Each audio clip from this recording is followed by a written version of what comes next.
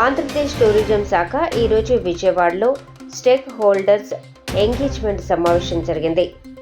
CII మరియు AP chambers ఈ ఈవెంట్కు మద్దతు ఇచ్చారు.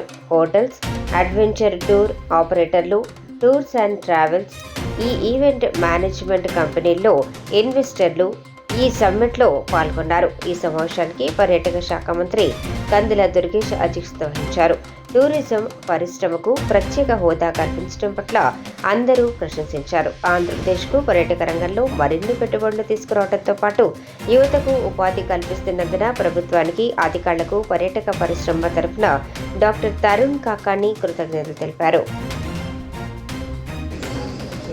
ఆంధ్రప్రదేశ్ ప్రభుత్వం తరఫున ఏర్పాటు చేసినటువంటి ఈ కాంక్లేవ్కి చాలా పెద్ద ఎత్తున విచ్చేసినటువంటి పెట్టుబడిదారులందరికీ కూడా ప్రత్యేకమైనటువంటి అభినందనలు తెలియజేస్తూ, ఇవాళ ఆంధ్రప్రదేశ్ ప్రభుత్వం ముఖ్యమంత్రి చంద్రబాబు నాయుడు గారు, ఉప ముఖ్యమంత్రి పవన్ కళ్యాణ్ గారుల నేతృత్వంలో ఒక అద్భుతమైనటువంటి టూరిజం పాలసీని ప్రకటించడం జరిగింది. అదేవిధంగా ఎన్నాళ్ళుగానో అందరూ కోరుకుంటున్నటువంటి టూరిజంని ఇండస్ట్రీగా మీరు తీసుకురండి అనేటువంటి మాట ఏదైతే చెప్తున్నారో ఆ రకంగా ఇండస్ట్రీ స్టేటస్ దానికి కల్పించడం జరిగింది.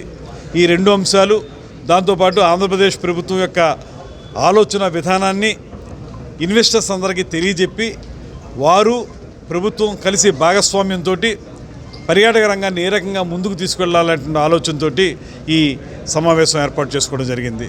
ఇందులో మేము ప్రభుత్వం తాలూకు ఆలోచనలన్నింటినీ కూడా, ఆ సాలియంట్ ఫీచర్స్ అన్నింటినీ కూడా వారికి చెప్పడం జరిగింది. వారందరూ కూడా బాగా స్పందిస్తున్నారు. ఎప్పుడైనా సరే మా పాలసీ ఒకటే, ఇంటిగ్రేటెడ్గానే వెళ్ళాలి. ఏదో విడివిడిగా ఒక టెంపుల్కి వచ్చి ఉదయం వచ్చి దర్శనం చేసుకుని సాయంత్రం వెళ్ళిపోవడం కాకుండా, ఆ పరిసర ప్రాంతాల్లో ఉన్నటువంటి అన్ని ప్రకృతి సౌందర్యాలని కూడా పర్యాటకులు ఆస్వాదించాలి, తద్వారా ఆదాయం అనుకూలమైనటువంటి ఆలోచనతో అక్కడ ఎక్కడైతే ఒక టెంపుల్ ఉంటుందో ఆ చుట్టుపక్కల ఉన్న ప్రదేశాలన్నింటినీ కలుపుతూ అక్కడ వారికి సరైన సదుపాయాలు ఏర్పాటు చేస్తూ ఉండడానికి కానీ, కెఫ్టేరియాలు కానీ, వేసైడ్ రెస్టారెంట్స్ కానీ ఇలాగ ఏర్పాటు చేస్తూ ఒక సర్క్యూట్ని ఏర్పాటు చేయాలనేటువంటి ఆలోచన చేస్తూ ఉన్నాం. దాన్ని వీళ్ళందరికీ వివరించడం జరిగింది.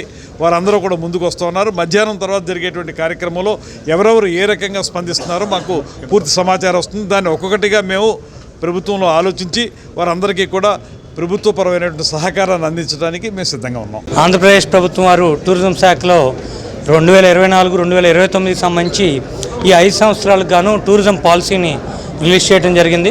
మరి ఈ పాలసీలో నూతనంగా ఏదైతే ఉందో టూరిజంకి ఇండస్ట్రీ స్టేటస్ అనేది ప్రకటించారు. మరి అది టూరిజంలో ఉన్న అన్ని రంగాలకి, అడ్వెంచర్ సెక్టర్లో ఉన్న వారికి కానివ్వండి, ఆయా 1 కోటి నుంచి 5 కోట్ల లోపు పెట్టుబడి పెట్టే వాళ్ళకి కానివ్వండి, అలాగే వారికి మరి 100 కోట్ల పైన పెట్టుబడి వారికి కూడా ఇన్సెంటివ్స్ అనేది అనౌన్స్ చేయడం మంచి పరిణామంగా మేము ఇండస్ట్రీ తరఫున వెల్కమ్ చేస్తున్నాం.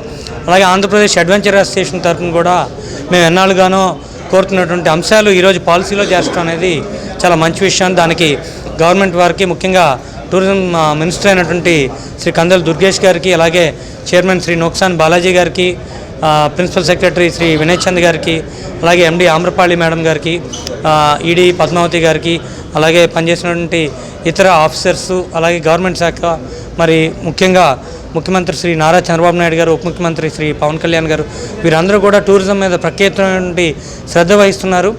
నిన్నే మనం చూసినట్టయితే కనుక కాకినాడ మడడువుల గురించి ఉప ముఖ్యమంత్రి గారు మాట్లాడటం, అలాగే సాహితీ పరంగా కూడా టూరిజం చేస్తామని చెప్పేసి చెప్పడం జరిగింది. మరి ఈరోజు ఇక్కడ విజయవాడలో జరిగినటువంటి ఈ టూరిజం స్టేక్ హోల్డర్స్ ఎంగేజ్మెంట్ మీటింగ్లో 4 భాగాలుగా హోటల్స్ రంగంలో, అలాగే అడ్వెంచర్ టూరిజం రంగంలో, అలాగే రిసార్ట్స్ రంగంలో, ఇలా వివిధ రంగాల్లో ఉన్నటువంటి ఇన్వెస్టర్స్ అందరికీ కూడా పాలసీ మీద అవగాహన కల్పించి ఎవరైతే ఈ సమ్మిట్కి వచ్చారో, అలాగే రాలేకపోయిన వారికి కూడా ఎటువంటి అవకాశాలు ఉన్నాయి అనేది ఈ మీటింగ్లో చెప్పడం జరిగింది.